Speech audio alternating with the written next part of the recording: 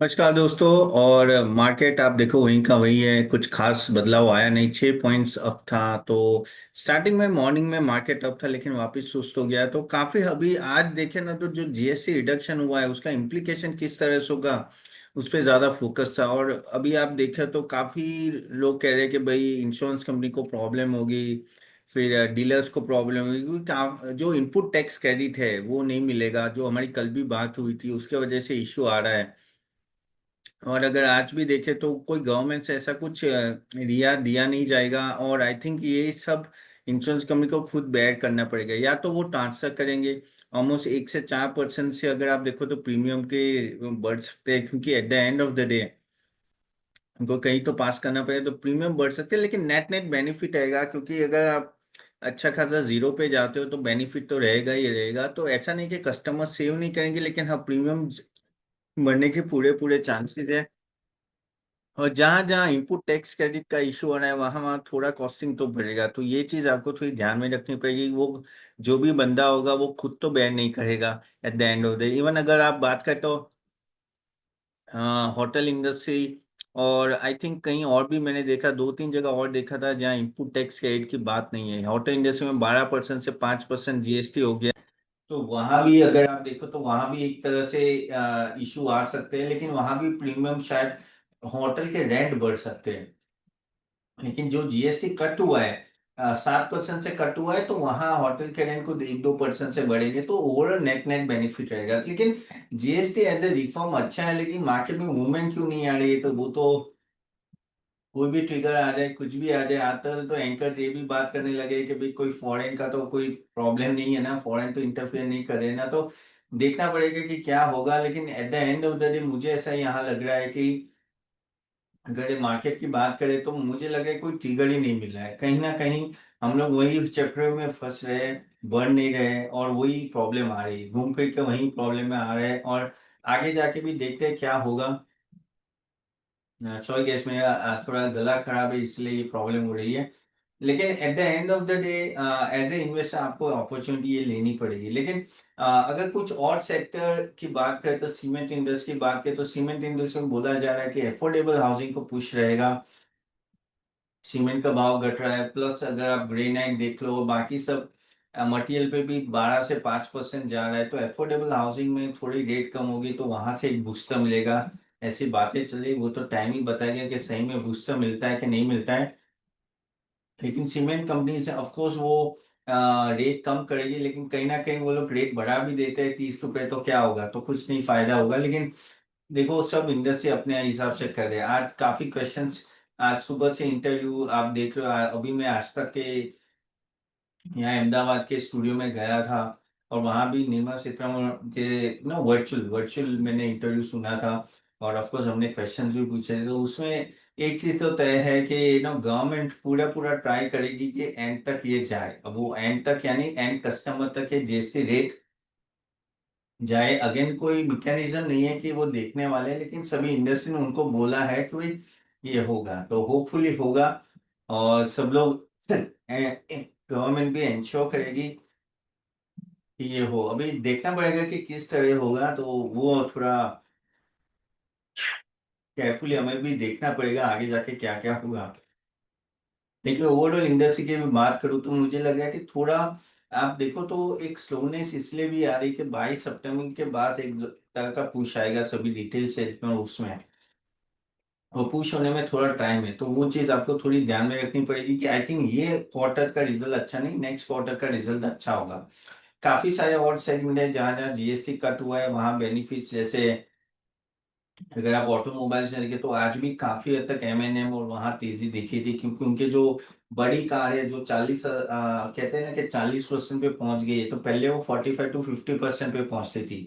क्यों, क्या होता था कि 48% जो आपका जीएसटी लगता है उसके ऊपर सेस लगता है, तो ऑलमोस्ट 45-50% होता था। लेकिन उसको अभी 40% पे कैप कर दिया है। इसके वजह से अगर आप देखो तो काफी ये एमएनएम उनको कल भी बहुत भागे थे, आज भी भाग रहे हो काफी। कह सकते हैं कि टू व्हीलर्स में अच्छी खासी तेजी है।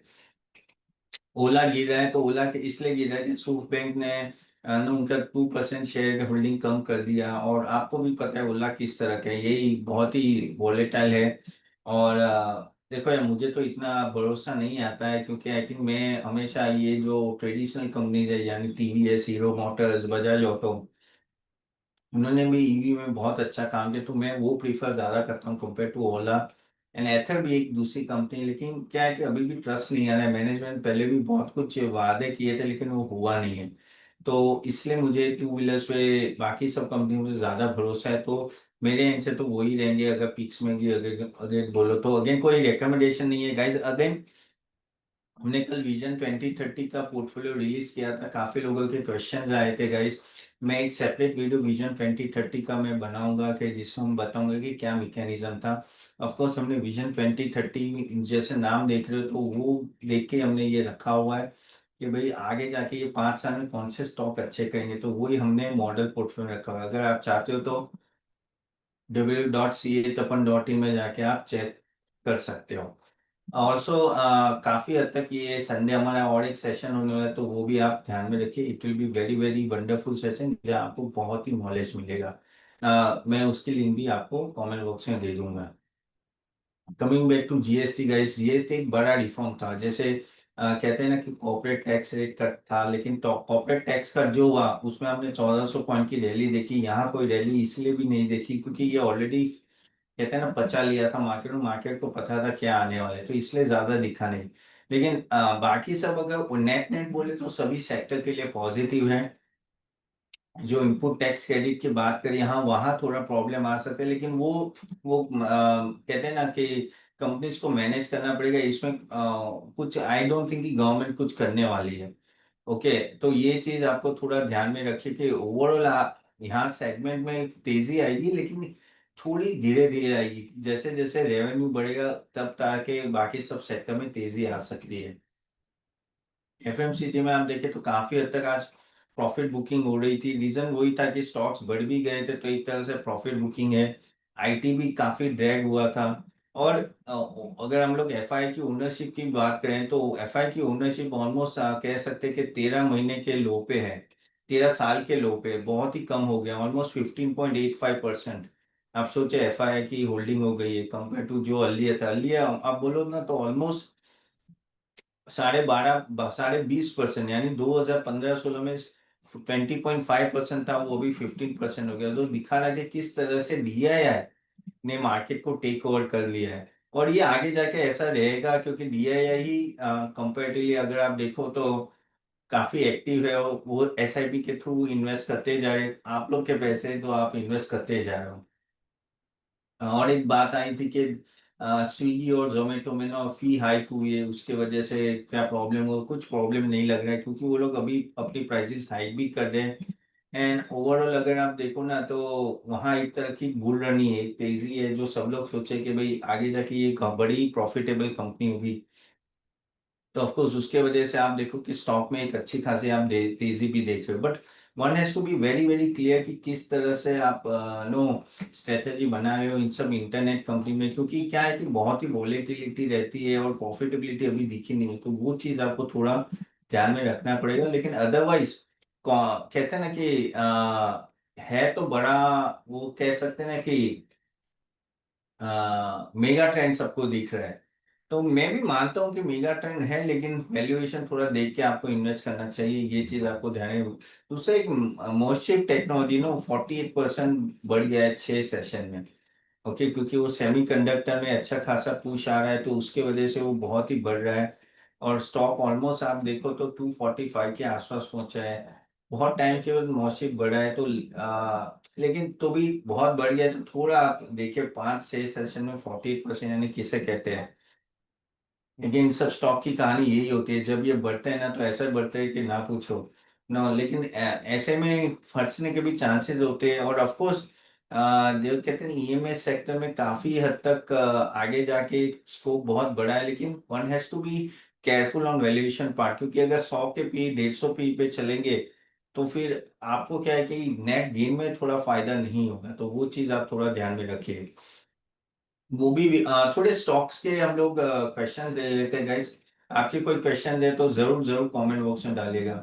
राजश्री दास 484 बोले कि सर पराग मिल्क फूड्स की मैं अगर बात करूँ ना, तो ये स्टॉक 1 मिनट इसकी कुंडली निकाल लेते हैं। तो पराग मिल्क फूड्स अगर देखो तो काफी बढ़ गया है अभी, टेम्परेरी 140 से ऑलमोस्ट अगर आप देखो 251।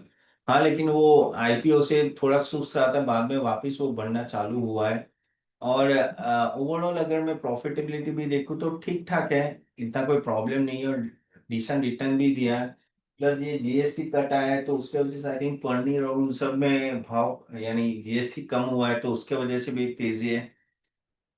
ऑफ कोर्स ये स्टॉक अगर आपके पास है तो आपके रखना चाहिए राजेश जी। थोड़ा देखिए 1-2 क्वार्टर क्या रिजल्ट आता है, then you take a decision. Vinod Kumar बोल रहे कि मूवी क्विक का के क्या करे, तो मूवी की बहुत मूवी बहुत बड़ा है, वो पेटीएम का भाई है। ऑफ कोर्स वो छोटा है, अभी वन मूवी की बात कर रहे हो आप। आज 5% तेजी में, और ये स्टॉक भी बहुत गिर गया था, बहुत ही गिर गया था। ऑलमोस्ट अगर आप देखो अपने टॉप से 57% है। लेकिन आई थिंक ये एक स्टॉक है कि जो आप रखिए, स्कोप बहुत बड़ा है, और ये अच्छे खासे वैल्यूएशन भी नीचे भी आ गए, तो I think nothing wrong in keeping it. Okay, लेकिन प्रॉब्लम वही है कि लॉस मेकिंग है। तो ये आपको इसमें है कि क्वार्टरली रिजल्ट ध्यान में रखना है। अगर 1-2 क्वार्टर और नहीं है तो निकल जाना है। रिस्की स्टॉक है, रखना है तो रखिए। अभी तेजी में है तो शायद बढ़ेगा, तो स्टॉप लॉस लगा के आप इसको चलिए। दूसरा क्वेश्चन ले लेते हैं sir, what about BSc, I have taken in 42485। Sushil Kumar का है। सुशील कुमार जी, बीएससी की मैं बात करूँ तो आई थिंक होल्ड कीजिए। आज बीएससी लिमिटेड बढ़ा था 4%, क्योंकि वो जो वीकली एक्सपायरी थर्सडे का सेशन था उसमें वॉल्यूम अच्छा खासा बढ़ गया था। तो मेरे हिसाब से ये stock, I think nothing wrong in this, आप प्लीज।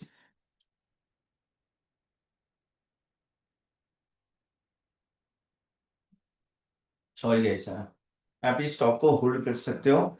एंड आई थिंक ये stock profitability point of view से थोड़ी वॉलेटिलिटी रहेगी, लेकिन आगे जैसे जैसे वॉल्यूम बढ़ेगा आई थिंक स्टॉक में तेजी रखेगी। तो ये एक स्टॉक ऐसा है कि अगर आप लेते हो तो 10-20% की मूवमेंट पकड़ के चलना है, लेकिन हाँ लॉन्ग टर्म के लिए मुझे अच्छा लग रहा है। ठीक है गाइस, चलिए आज यहाँ तक ही रखते हैं गाइस। अपने नेक्स्ट टाइम जरूर मिलते हैं, और आप मुझे टीवी में भी मिल सकते हो, कोई दिक्कत नहीं। मैं हमारा मेरी शेड्यूल नॉर्मली ट्विटर में डालते रहता हूँ, और जैसे मैंने बोला है कि हमारा ये जो नया पोर्टफोलियो लॉन्च हुआ है, मॉडल पोर्टफोलियो, उसको जरूर जाके देखिएगा w.ca.in में। ओके गाइस, सॉरी गाइस, थोड़ा गला खराब है और जरे कफ भी है, तो बाद में बात करते हैं। So thank you very much guys, see you soon, bye bye.